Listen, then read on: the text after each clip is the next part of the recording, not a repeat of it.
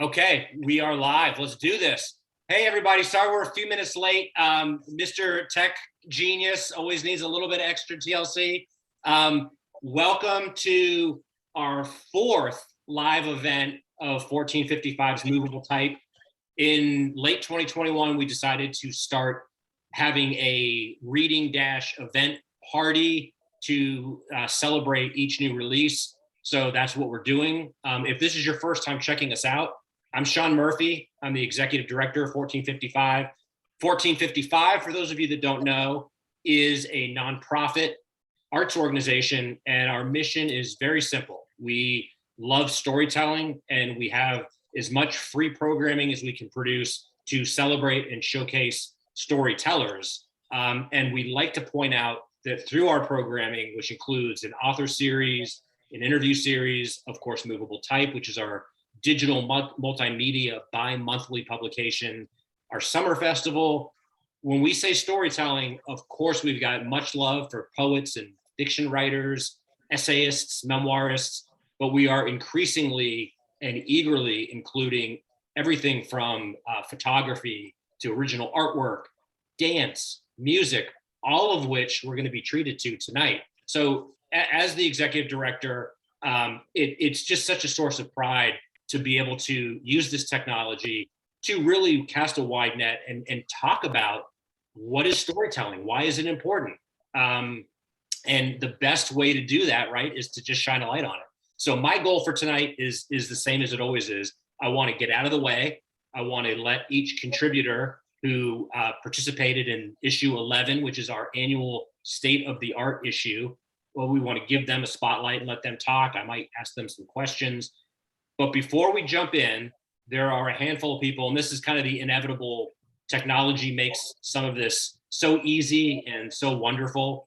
But of course, everyone's busy, and it's just almost impossible to find an evening where every contributor can be part. So we do our best to accommodate everyone. Inevitably, there are a couple of people that can't make it because of other commitments, which I totally understand and endorse, but I want to acknowledge a few folks that can't be here tonight and one person who might join us in progress. But two people that can't be here tonight actually have pretty close ties with 1455. They're both board members. They're both amazing advocates, not only for this organization and for the artistic and creative community, but also in their own myriad passions and lives.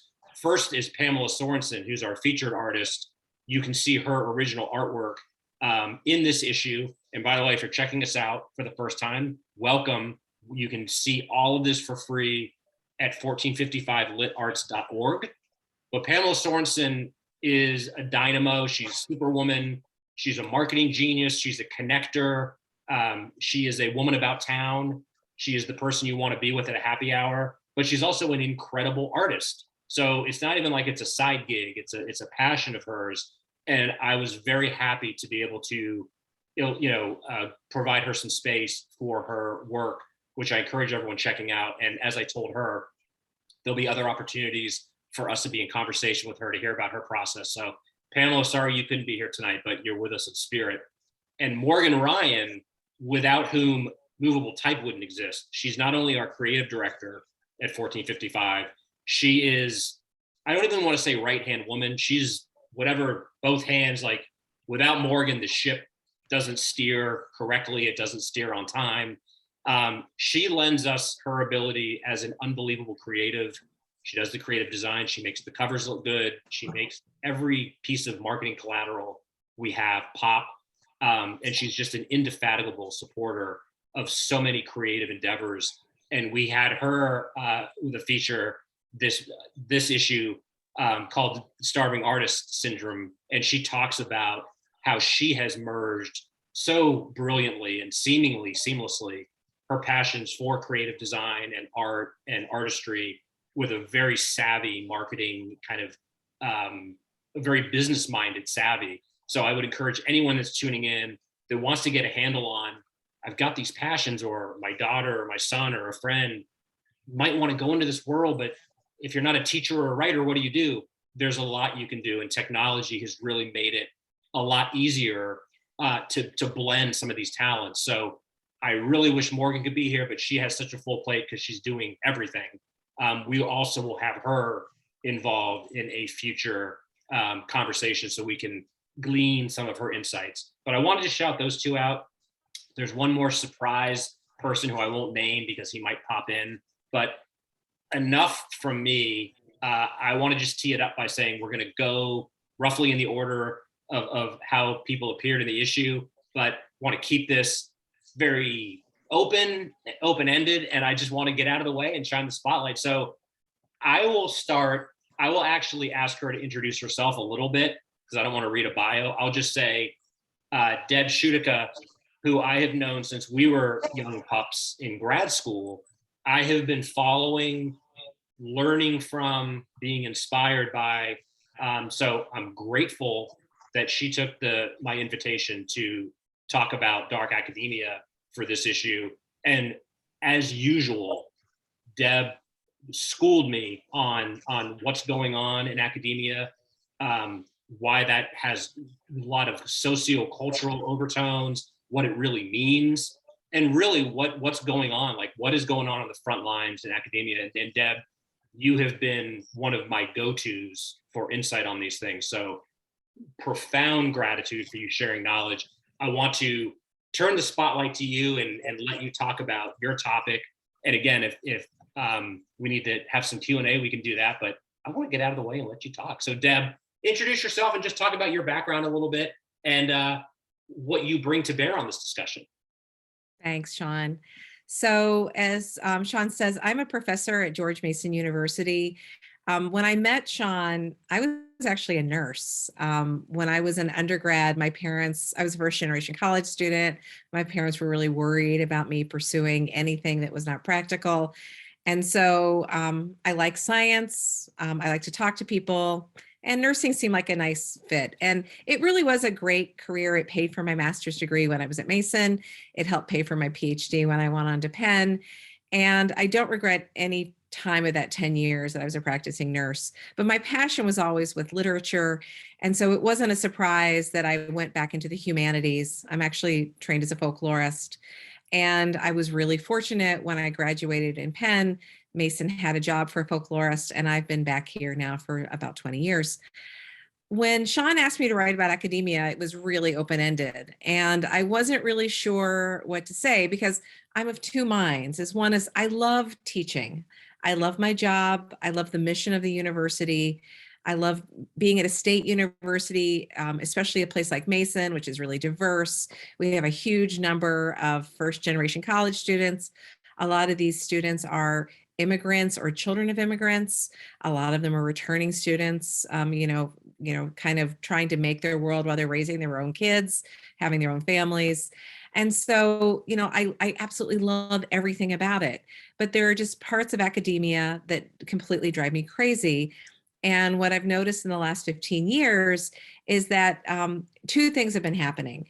One, we all know, the cost of higher education is going up. And there are two primary reasons for that. One is states like Virginia have divested of their input for higher ed. So at Mason, when I started, about 65% of our operating costs were covered by the Commonwealth of Virginia. Now it's closer to about 25%, maybe as low as 21. So, that other 75% has to come from somewhere, and generally it comes from tuition. It also comes from research dollars, but let's not kid ourselves. There's a reason why Mason's tuition is much higher than it was 20 years ago. But the other thing that is less often talked about is the transformation in higher education, particularly, this has been going on longer than I've been in higher ed, of the move from full-time and tenure track faculty to part-time adjunct, or what we call contingent faculty. And what that means is that for a lot of majors, but particularly for first and second year students, it's very likely that they're going to be taught by someone who is part-time and contingent, which means that they have a one-semester contract with the university. In a lot of cases, we have long-term relationships with our adjuncts, but these are people who are making, at best, $4,000 for an entire semester. And what I talk about is, if you compare that just to the gross income from tuition and in-state tuition, it's fairly criminal that these people are being paid so little. But that aside, is that 75% of university faculty nationwide are part-time and contingent, which means that this incredible savings that universities are not putting into teaching and teaching resources is not being passed on to students. Well, the question is, where does that money go? And it goes to higher ed administrators. And I talk, using Mason as an example, about the expansion of higher ed administration. Not only like vice presidents, like we've had at Mason a vice president for innovation, which, it makes no sense, because that means you've got somebody who's always going to be starting something new because they have to be innovating. We also have a lot of people who are working in auxiliary support. So, for example, we have a Center for Wellbeing that has 8 staff. And, I'm not really sure what they do. I mean, they offer free yoga classes, which is great. But I mean, that is a lot of people and human resources that are not going into teaching. And so what I talk about in the essay is I compare what's going on in academia, what I consider to be dark academia, and then the Instagram and TikTok trend about dark academia, which kind of valorizes the idea of like early 20th century, even 19th century academia, where people used real books. They studied in ivy covered towers and, like the old fashioned idea of pursuing the humanities. And I'm very attracted to that. As a humanist, that's part of what I was attracted to, continuing my education. But the problem is that we're valorizing a time period in academic history where, pretty much the constituents in the classroom were white men being taught by white men, reading about white men. And so today we have these wonderful students who are coming to our campuses who bring us a huge, distinct perspectives on what we're reading, what we're talking about. And, I feel like I learn as much or more from my students as I do from my colleagues and my other scholarly friends. So the idea here is that, we need to really be thinking about how to fix this problem. I can tell you honestly, with the population of college age students diminishing in the United States, I think that higher ed is going to be forced to deal with this problem, whether we want to or not. But I think things could be a lot better if we decided, institutionally, that we want to fix this problem. And of course, the way I would do it is to cut back the number of administrators, ask faculty to do more in running the university, and then pass on those savings to students. But, I'm not in charge, but that is my dream. So I want to thank you, Sean, for inviting me to participate in this issue. It gave me an opportunity to explore both intellectually and practically some things that I've been thinking about for a long time. And it was a really wonderful writing experience. So thank you. Well, my pleasure. And I'm not going to let you, I'm going to ask one question that is so impossible to answer. So there's no expectation, but do you, when I obsess about these issues, right, on a lot of levels, I'm a huge advocate for the notion of, if you want the academic experience to be positive for the people paying the tuition, whether they're the students or the parents or whomever, there has to be a realignment. And I do think that there's kind of this this trend of the rich getting richer. It's a cultural thing. So I wonder if some of this is obviously going to be necessary, kind of a systemic change within academia writ large. But I wonder if some of this will also be facilitated by a cultural reckoning that's going to happen. I certainly hope so. Yeah. I mean, obviously, one of the things that surprised me when I got into the academic world is that a lot of my colleagues, it's really rare for someone like me to become a college professor, even today. I certainly have other friends who are first-gen college students at Mason, and we tend to attract that. But, a lot of folks who end up going into PhDs are people who come from means. And so I think that part of the institutional issue, why people don't respond to this maybe as viscerally as somebody like I do, is because they're not really aware of the struggle that our students go through just to get through college and to pay for it. So, my hope is right on. I mean, like, I would love to see this revolution take place across society. Um, you know, I can't fix everything. I think that I could lend my voice to fixing this part of it. Yeah, schools and universities in Europe actually follow the model that I'm advocating. They don't have professional administrators. They have people who rotate into the deanships, and they have volunteers who run universities and raise money. So I think it is possible. I think that we need to separate. We need to stop thinking about universities as places where we make money and generate income, and places where we're providing a public good. Here, here. Well, more meat on that bone. So, Deb, as you know, the door is always open for further discussion and exploration. But for now, I will say thank you. And for those of you participating and watching, you understand why I speak so highly of Deb. She is an advocate on the front lines, truly fighting the good fight that would benefit society, as opposed to, the minority of well-moneyed people. So thank you for being a nourishing and inspiring voice of reason. Thank you. So thanks for being here. All right, moving along. Look, all guests are equal in my eyes in terms of my gratitude and my just appreciation, but everyone has a different story. So I will say my next, our next contributor is another individual I've known for many years, going back to our upbringing in Reston, Virginia, and South Lakes High School.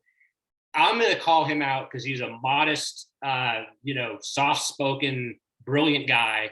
Andrew Tronick has been a friend and someone that I look to just to be inspired by day in and day out. But I just want to say that he's also been a supporter of 1455 from the get-go.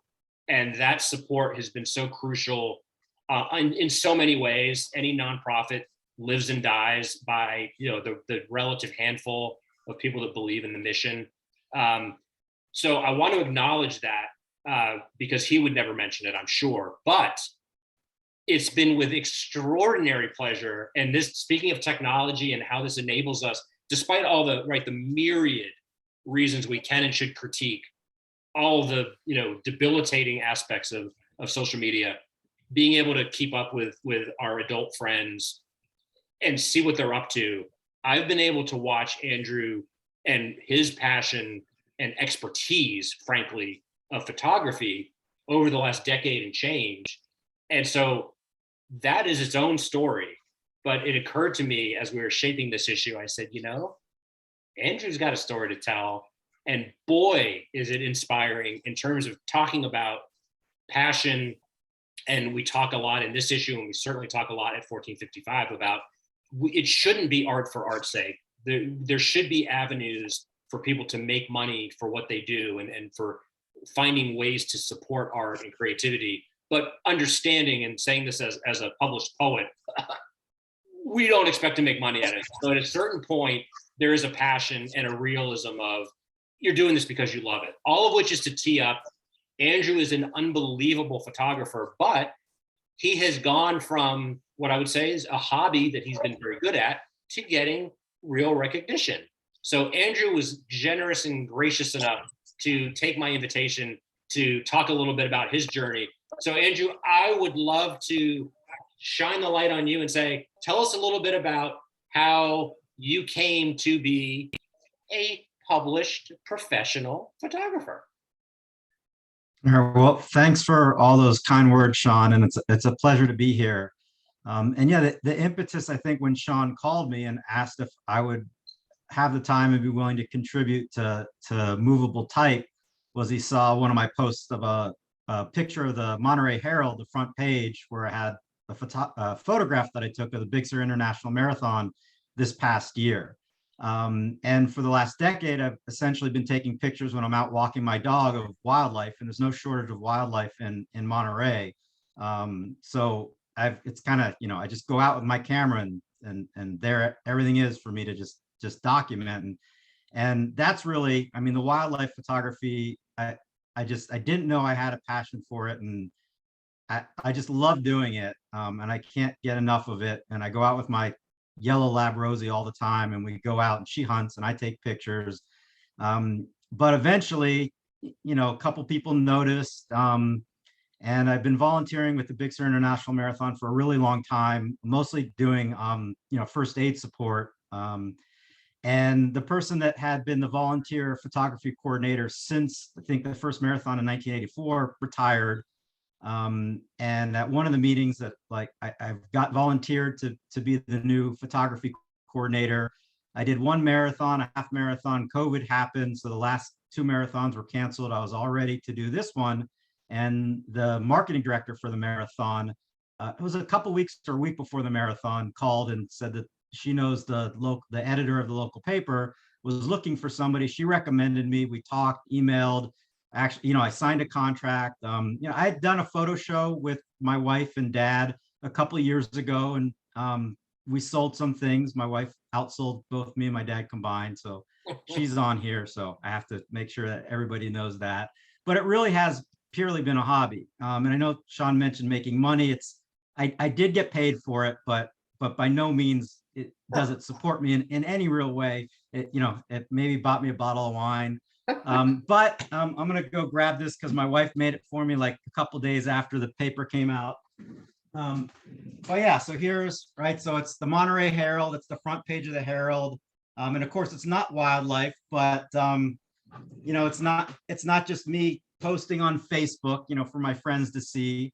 And I got picked up and syndicated, and I didn't know I was going to get published, and so it was just fun to have my parents call me before I knew it was in the paper. It got picked up in their local paper, and my neighbor came over with her paper and was like waving it around, and so it was just kind of fun, and not anything that I really intended to do, but absolutely something that I would continue to do if the paper calls me again or another paper calls me. I think there's no way that I wouldn't stop what I was doing right now, whether I'm wearing a suit and tie or more casual, to say, all right, I'm not going to work. I'm going to go out and shoot some photographs for whoever's asking me to, even if it's a nominal amount that they're, that I'm getting. But even though the impetus, I think, for Sean to contact me was seeing that I actually got published in a real newspaper, and the print was kind of fun for me because I grew up with actual newspapers, and the stuff that's online, it's great. There's more photos that were published online than in the papers, but just seeing it like in an actual newspaper was really fun. But I don't really consider myself like a news photographer or sports photographer. And I've done, my share of weddings and graduations for friends, and even sporting events for friends who have kids or family members that are playing. But it's really the wildlife and just getting out there. And I think for me, what I really like about it is just something that I literally do just in my day-to-day life, walking my dog. And of course, there have been a few times where I plan to go out. Like if I go out on the water, I have to plan to do that.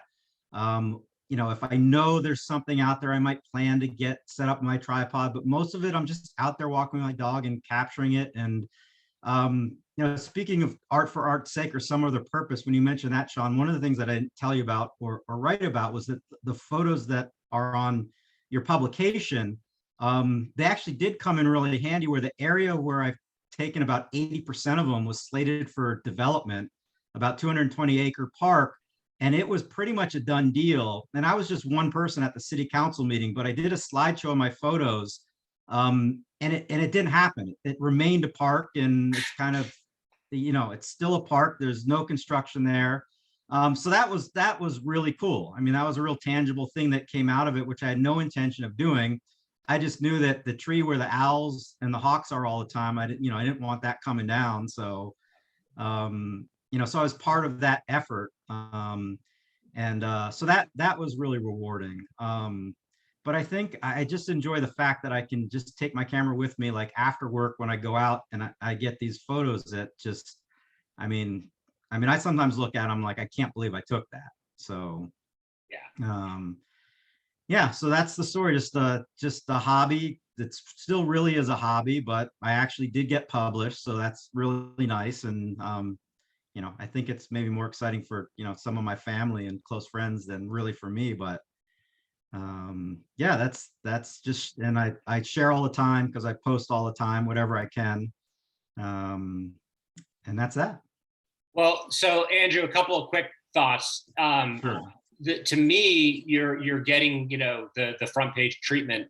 That's kind of the cherry on the sundae. That really, to me, had less to do with my impetus for asking you, because I want to de-emphasize that there's some moment where we become artists, like it's the process. And what I love about your story, both literal, figurative, the way you just described it, in my modest capacity, in conversations I have or panels I moderate, I mean, that's the number one question, especially from younger creatives, like, what's the secret? And I think in 2022, right, not to sound like that old guy, but people are like, what's the hack? How do I? And the reality is, like, not only is there no hack, I've found a way to say it where I'm not shutting people down and saying, there's no hack, you better work hard. It's more, the hack is enjoying it. So if you're not doing some of this stuff that's not nourishing you in some way, however corny that might sound, why would you do it? I mean, I guess if it's a means, like if you have a way where, and there's a couple every generation, right, that just lightning strikes and you become a multimillionaire from a hit single or whatever, a novel. But if you're not putting the time in and it's not part of your life, why would you even imagine trying to do it? So I feel like what your story illustrates, Andrew, is everything about the storytelling process. It's about having a genuine interest. It's about putting in the time and learning the skills and cultivating, a style and a quality. Because again, of course, there's natural talent. We don't need to go down that road. But generally speaking, us mere mortals, we have to work hard at our craft. But if it's not deriving from a place of personal fulfillment or a desire to share, it's probably going to burn out pretty quickly. So what I love about your story, aside from the fact that I just want to celebrate you take beautiful pictures, and I want to remind everyone, if you tuned in late, 1455litarts.org, you can download issue 11, see all of these photos, go to his website and check out more, et cetera, et cetera. But what I love about this is just an opportunity to talk about, we all are trying to share our stories, and that's what you've done. And it's gotten noticed because you've done good work. Thank you, Sean. So thank you for sharing your work. And I'm going to shout it from the rooftops, 1455litarts.org. I already mentioned Pamela Sorensen and Andrew Tronick. You can really enjoy their work and then discover more from there.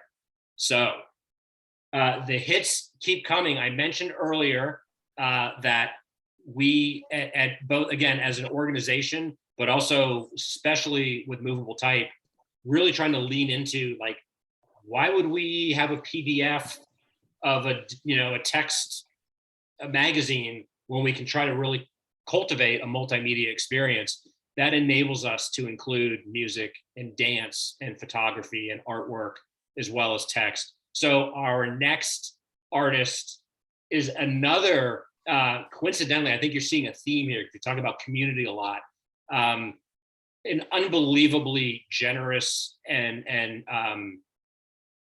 well, generous just sums it all up, but gracious supporter of 1455, someone I consider a friend and someone who really inspires me in all ways, is Shamar Wheeler. Shamar is with Droom Theater, and I want to let him talk a little bit about what Droom is, what they do. And then Shamar, I want to definitely just, why would I talk about you when you're more articulate, better looking, and you do the work? So you talk about what Droom's all about, and to contribute to this issue, which I'm so happy about. Oh gosh, Sean, you are quite amazing. If I do say so myself, honestly. Well, hello everyone. Thank you, Sean, for that beautiful introduction. My name is Shamar Wheeler, and I serve as the founding artistic director for Droom Theater Company. We have been around for a little under 3 years now. And for those who don't know, Droom is the Afrikaans word for dream. Droom is a nonprofit theater arts organization that really uplifts community, social change, and unique new voices. It was really, I have a background in theater. I'm also a educator as well. And I have a strong passion for arts education. And it wasn't until I took a trip to Ghana a few years back where I was actually motivated to start Droom. Like most theater people, you usually start off as a performer in some way or shape or degree, and that it stands true for myself. I started off as an actor, and I remember one specific time in high school, one of my theater teachers said, "You know, you have a true passion for arts administration." And at the time, I was like, "No, I'm going to be an actor. What are you talking about? You're crazy. You're silly." You know, and it wasn't until I got to college where I found out that I was like, no, she was actually right. And, you know, I love it much more, you know, although I obviously still have a love for all art forms. And it wasn't until I went to Ghana where I really cultivated this vision of Droom and this idea of art really having an impact in the way we see ourselves, but also in the way that we shape and view our society. And the power that it has to create such catharsis. And so in that, Droom was really born, and it's really amazing to be able to have this platform and this network to really be able to uplift obviously new voices in a world where, especially with theater, where it can be really challenging to break in. You know, it's about building connections, and when you come from different communities that are under privileged or under resourced, you know, that can be really valuable, you know, to have opportunities like 1455 and Droom and so many other companies that are out there that uplift, you know, the idea of new voices and just all art and creation, you know. And so the piece that we actually submitted for this was a part of a larger project that we did in collaboration with the Potter's House DC and the Department of Behavioral Health. It was a short film that we did during the pandemic, actually, so 2 years ago. We called it "It Could Be You." And the project really uplifted and brought awareness to opioid use and awareness nationally, but of course in the district. And in that, we really wanted to, you know, when you think about addiction in general, there can be a lot of shaming, you know, for it. And we really wanted to uplift in this project the humanity in addiction and how it's not based necessarily in someone wanting to go off and you know, do it just because, but really it's a lot of times it's really based in the reaction of your experience, you know. And it's really sometimes it can really be an internal and external, you know, battle, you know, based on some of the pressures we receive from society and our different communities at large. And so in that, the piece that we uplifted in this was called Ray. And it really focused a lot on the everyday struggle that folks who struggle with addiction, you know, and addiction can be anything from drug use to alcohol abuse, to even like little things, you know. It varies, you know. And we really wanted to just uplift, and we gave the dancer in this piece, Sierra Hines, who is a brilliant dancer, and she studied at Duke Ellington School of the Arts and among many different organizations throughout the city and through the country as well. And we gave her a free range. We told her the vision that we had for the project and for that specific piece. And we said, this is what we want. We want to uplift humanity, and we want to embrace this idea, you know, that every day is a new beginning, you know. Not just because you decide to go into recovery doesn't mean you're going to have a smooth sailing through it, because, you know, every day is a challenge. You know, you have to make you make the active choice every single day. And we really wanted to uplift that. And she did a brilliant job in just bringing that to fruition. The piece is called Ray, to uplift this idea of like sun rays and this idea of sunshine, not only being this bright idea, but it can be messy. It can be beautiful as well, but also it can be a challenge, you know? And so we really, really wanted to uplift that with this piece, and she did a brilliant job doing so.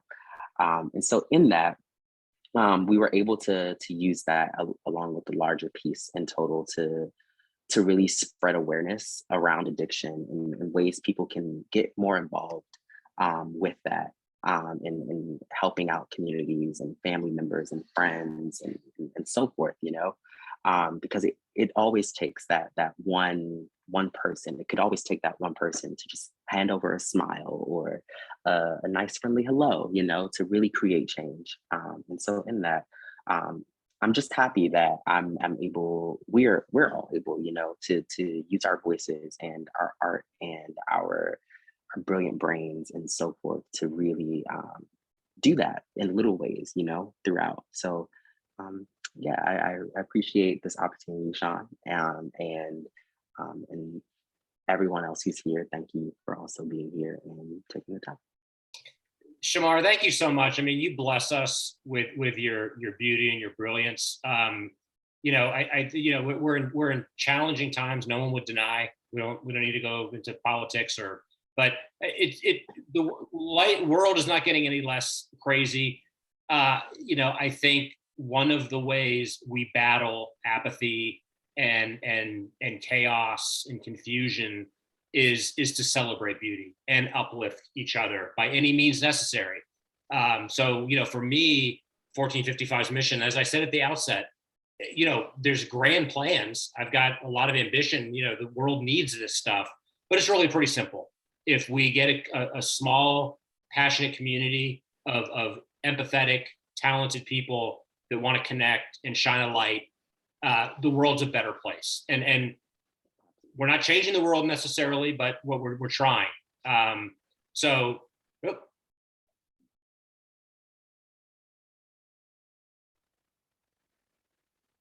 I think I'm having tech issues.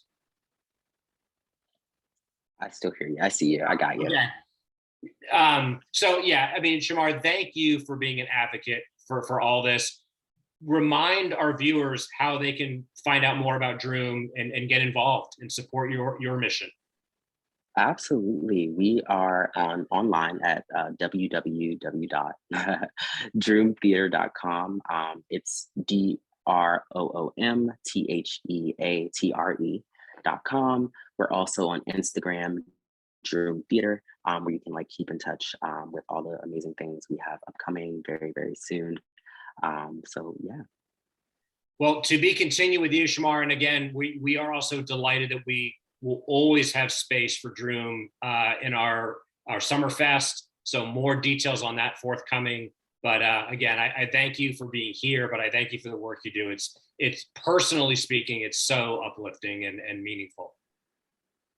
Thank you. So I mentioned Pamela Sorensen at the outset. One of her many superpowers, in addition to being a brilliant artist and wonderful human being, is she is a connector. And so she has single-handedly brought people into my orbit and 1455's orbit. Our next contributor is someone I've had the unbelievable pleasure, because I'm a writer, but music is everything to me. So when I'm able to see people performing music, that enriches me in ways that nothing else does. So Tiffany Richardson is with local to us, DC's Sound Impact. And Tiffany, all I can say is I want to learn more. I want to see and hear more. But for now, I am so grateful that you shared that unbelievable piece that, again, if you're just checking us out, 1455litarts.org, Movable Type, you can see everything we've been talking about, and there'll be links that'll take you to more work. But Tiffany, please talk a little bit about Sound Impact and your story. And I think you have a little treat for us too, if I'm not mistaken. Thank you so much, Sean. And thank you to Pamela, who's here in spirit, for connecting us. And everyone Pamela's connected to is really incredible. So we feel so fortunate to be introduced to the 1455 community. So thank you for having us. Sound Impact, we started 9 years ago, and actually storytelling was a really central part of why we created our organization. So we were performing a piece of music that was, I'm one of 3 co-founders. My 2 co-founders, Danielle Cho in the Washington, D.C. area, and Rebecca Jackson Picked out in California in the Bay Area. And Rebecca had commissioned a piece of music that told the story of one of her mentors. He was a violinist, the sole survivor from his family during the Holocaust. And music quite literally saved his life multiple times as a small child, and really gave him a path forward to have a really incredible life. And so we were performing the piece that story told about his life. It has some of his narration and just incredible music. And it was such a visceral experience performing this music. But doing this as 3 co-founders with other colleagues, we got to bring together Holocaust survivors and have this very different experience than we were having in other performance settings in our professional lives. And that was about 10 years ago. And as we were preparing for another performance of this and bringing it into a new audience in Virginia, we were just so driven to do more with our music. And the theme tonight, one of the themes I think is, art not just for art's sake. And that's exactly why we, created Sound Impact. We were inspired to do more with our music. And so we ended up, through telling this story led to us starting this organization. And we do education programs in schools, in international communities, which has grown into a cultural exchange program, bringing students to the US. We've worked with incarcerated youth. We have a program called Use Your Voice, which is a residency in incarcerated settings, giving space for the incarcerated youth to tell their stories in front of their peers through, music and narrative, and just reflecting on how storytelling has been a part of our journey in different ways has been a real privilege because of this opportunity. So thank you, Sean. Amazing. Talk a little bit about the piece that is featured in this issue. So the piece that we featured gives you a little taste of our performance for all ages. So during the pandemic, before the pandemic, we were working in schools with students and doing interactive music education performances. And, when everything shut down, we were all starved for something to do. And we decided to translate one of our in-school programs, Time Travel Through Music, into a digital education series. And we didn't really know what we were getting ourselves into, but it was a really great opportunity to just dive in and see what was possible from, all of our separate homes, recordings outside, whatever we could,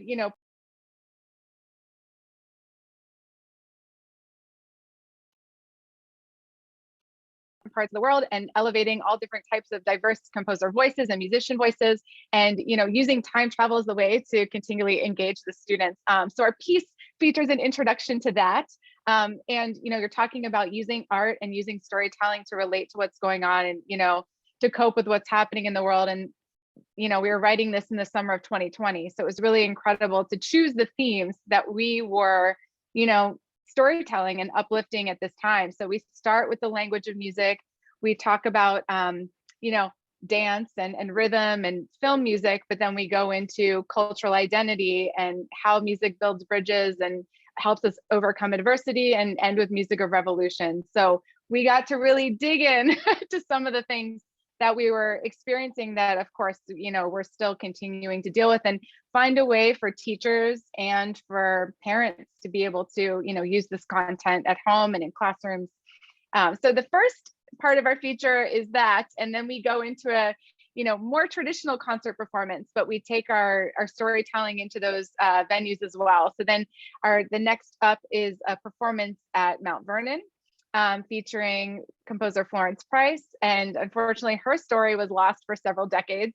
After she passed away, she was, performed by the Chicago Symphony while she was living, but her music was lost and rediscovered in 2009 in an old house outside of Chicago. So to be able to elevate her music and amplify that is a real amazing opportunity, especially at a venue like Mount Vernon, for this, incredible, it was our first big live audience of 1,000 people after coming back from the pandemic. So those two, gives you a contrast of our music for all ages. But of course, always finding ways to use storytelling as an engagement tool. I think for us, it's so important to go beyond the traditional performance. Absolutely. So Tiffany, tell us a little bit about how people can find out more and be involved and support and just be more aware of all the amazing stuff you guys are doing. Thank you. So you can find us online at soundimpact.org. Of course, we're on Instagram, Sound Impact, and YouTube. Sound Impact Music is our YouTube trailer. And we also will be performing a free concert at the Kennedy Center at the Reach on Thursday, July 14th. And our cultural exchange students are coming this week from Panama. So they will be here performing with us. So it's very exciting. So please join us. Need to register ahead of time because the space is limited. But if you haven't been to the Reach yet, it's an incredible space. So please join us in person. And maybe Drew, maybe we can do something together someday. Absolutely. And again, I'll mention, so in addition to Droom, Sound Impact will also be a featured live performance at our festival. More information about that forthcoming. But Tiffany, again, I mean, I think suffice it to say, I think I'm speaking on behalf of everybody.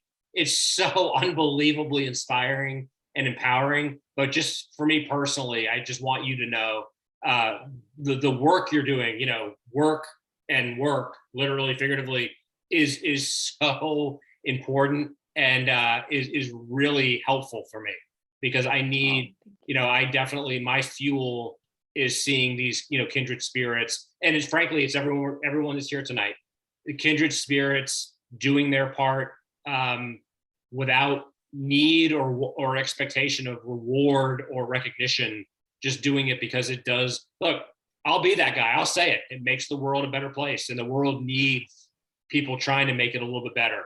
So tremendous gratitude for sharing that with us.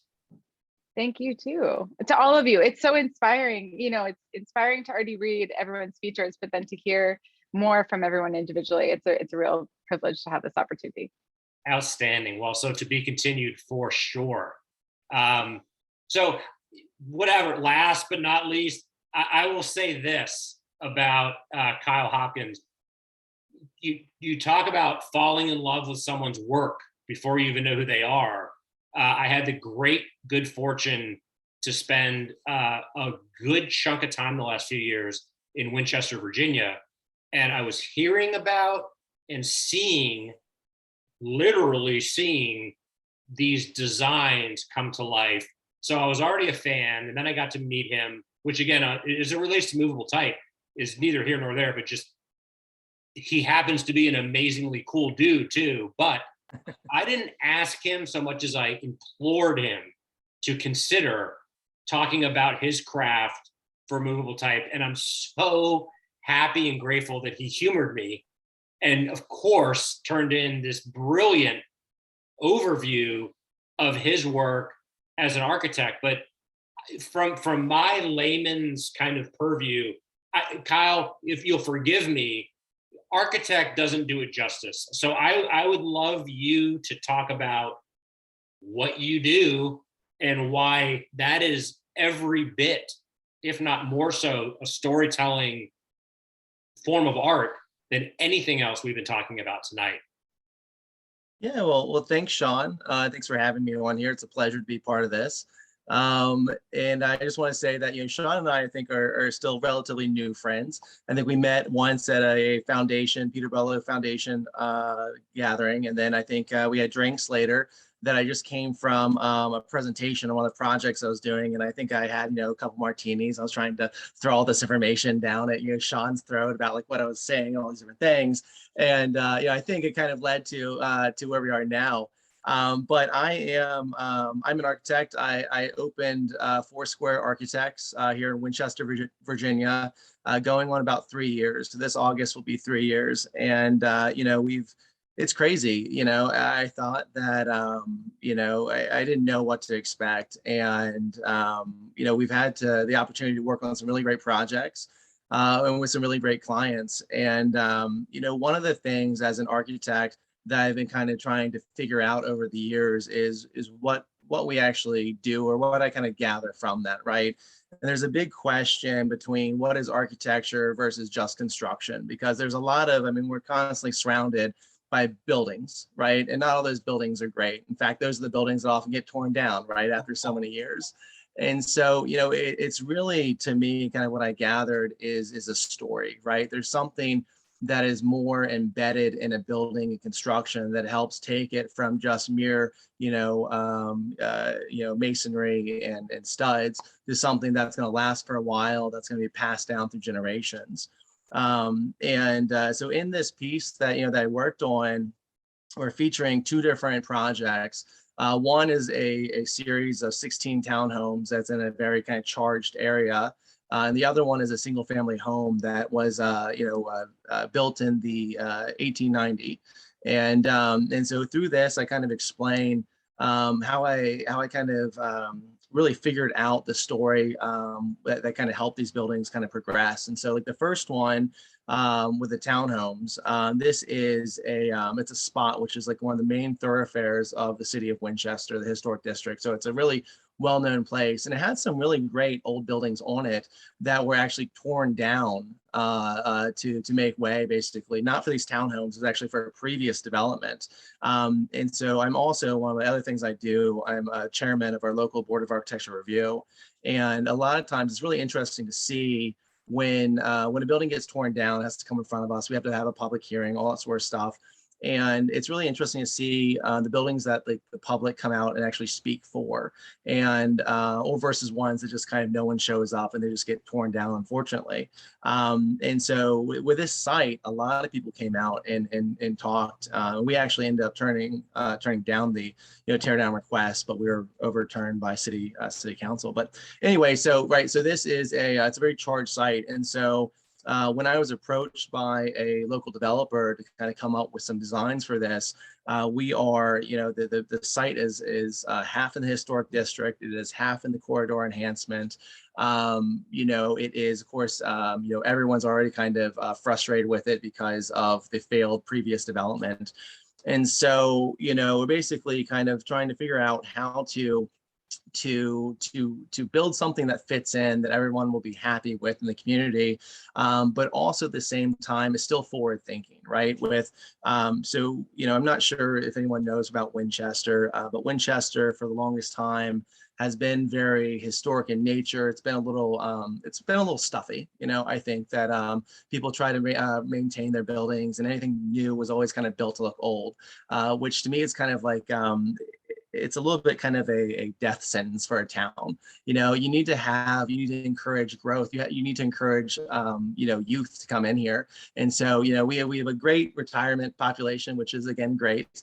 But again, we're trying to kind of figure out how to start to celebrate this diversity that Winchester is getting, right? So our new slogan is uncommon to the core, which then has our diversity in it, but then also has our Apple history in it.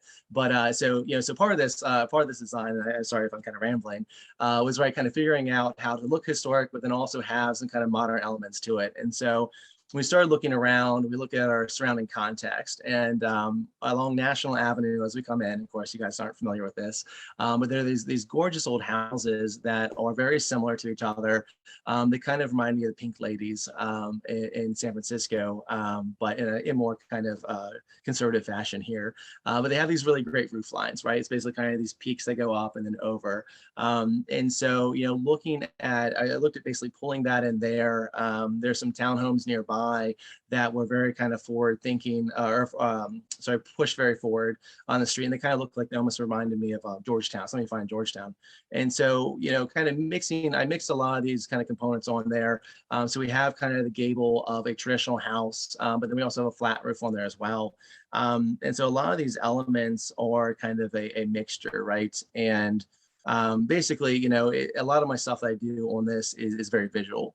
And so, I encourage you guys to, if you haven't already, take a look at that to kind of go through. I think it makes a little bit more sense when you see it. But then the second building that I featured was an old house.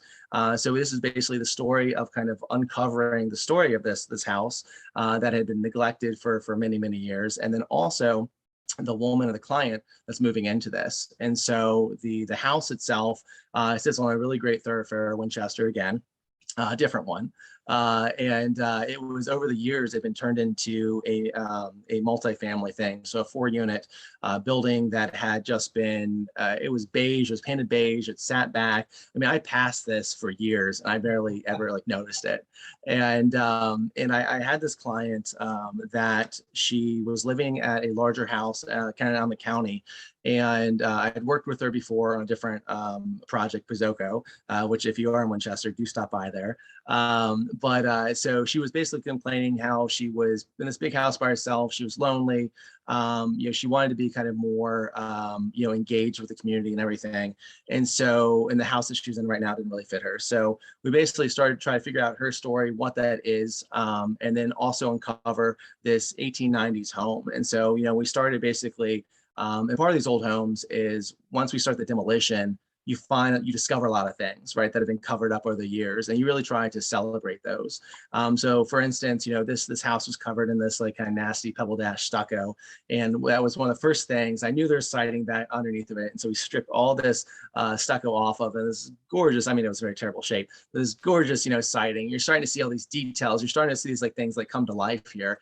And then we uncovered doorways, and we covered basically, where the house had been added on to all these different years. And so, instead of basically covering them up or just kind of going with the same plan that we had, we take a moment and we actually celebrate these, right? So we put these doorways back in, we left some exposed siding inside the house. And so we're just trying to kind of show and tell the story of how this house progressed. But at the same time as well, trying to figure out the program, right, that is, part of this lady's, the client's, story.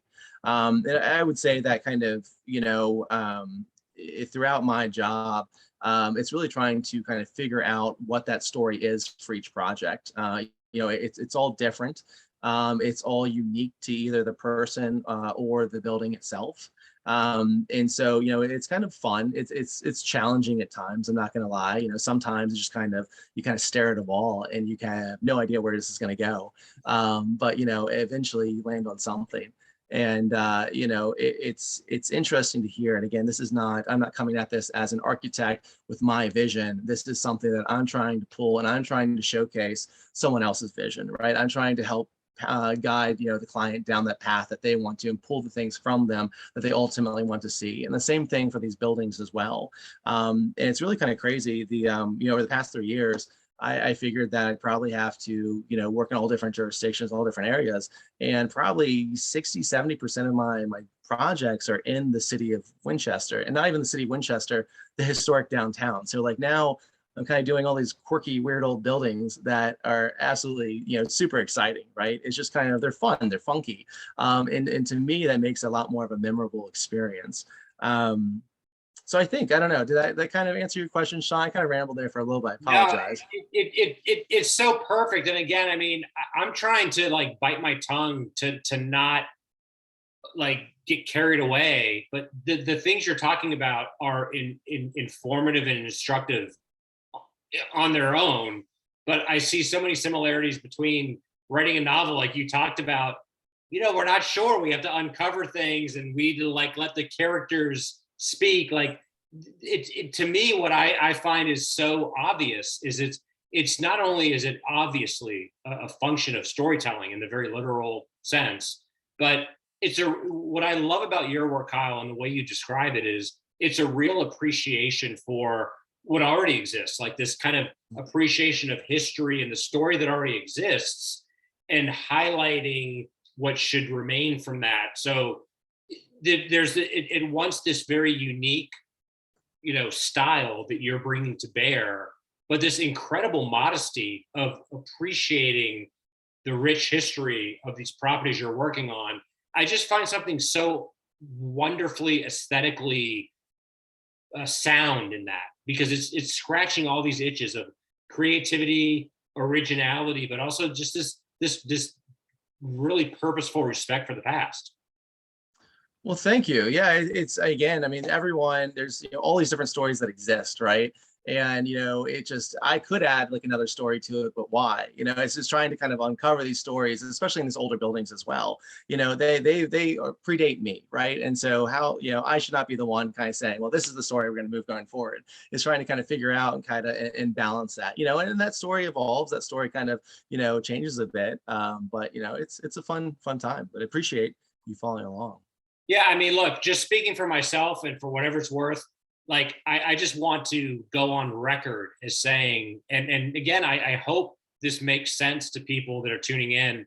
I am as inspired or more so from somebody like Kyle than my fellow scribblers, because to me, seeing the ways people with a vision are trying to create these visions and in their way with integrity and with originality and style, that's what it's all about. So, I mean, of course I'm inspired daily by my fellow poets and, writers, but there's unbelievable inspiration and education to be found in the different ways all of us with creative impulses and a kind of a forward-looking vision. And I think tonight has wonderfully showcased how there's so many connecting threads through all of these different disciplines and approaches. I think the thing that connects all of this is a real impulse to connect with others and celebrate the beauty that we can create or otherwise repurpose. So thank you, Kyle, for sharing that. And just as a parting shot, remind everyone how people can find out more about you and the work you do. Yeah, so certainly our website, Foursquare Architects, all spelled out. Google it if you don't know how to spell any of those words. And then also Instagram, of course, and Facebook. So Instagram, Foursquare. Hold on, let me start this. Foursquare_architects. There we go. Well, listen, everybody, I hope you have enjoyed this like a tenth as much as I have. I want to thank all of you for at least 3 reasons. One, for contributing your amazing work to Movable Type, because without that, it doesn't happen. Taking the time to be here tonight, but also really, we talk as storytellers, right? We talk about show, don't tell. Tonight just underscores what is storytelling? Why is storytelling important? How are different types of story connected? Tonight did all that work. We recorded this so it would be preserved for history. So I genuinely want to thank everyone. I'm gonna call you all out. Deborah, Andrew, Kyle, Shamar, Tiffany, and I again want to the mystery guest that and he was doing civic stuff. Chuck Cascio was a teacher at South Lakes High School for decades. He was my journalism teacher. So you talk about milestones. Chuck Cascio is a superhero for the education system. He is doing a series now called Transforming Education, which again, 1455litarts.org. You can see his contribution to this issue, but I encourage you to check him out. Google Chuck Cascio and see his backstory of books he's written, the work he's done on behalf of education, and just learn more about him, and he'll join us at another time. Pamela Sorensen and Morgan Ryan, who were not able to be with us, but they'll be with us again at another time. I thank all of you for being here, and I hope you will all stay involved because we want to see more of your work. So I'm good. I thank you all. I hope you all stay safe and well. Those of you that are tuning in to check us out, thank you for being here tonight. We will be back soon. Everybody be safe and peace. Thanks, Sean. Well, thanks, Sean. Nice meeting all of you. Thanks. Sean, Nice meeting Thanks all for of you. sharing your work. Take care. Thanks, you you're all guys so much. awesome. To be continued. Definitely.